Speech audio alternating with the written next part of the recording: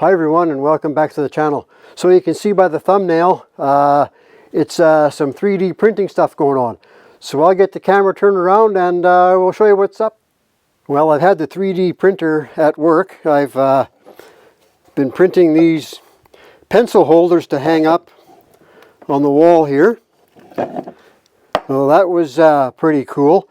And over here is the first thing that I sent from my computer. As you can see on the thumbnail for the screenshot there, I sent this file to the printer from the computer and just finished it the other day, finished painting it all up.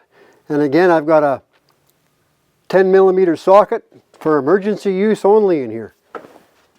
It seems like there's no end to what I can print with that 3D printer.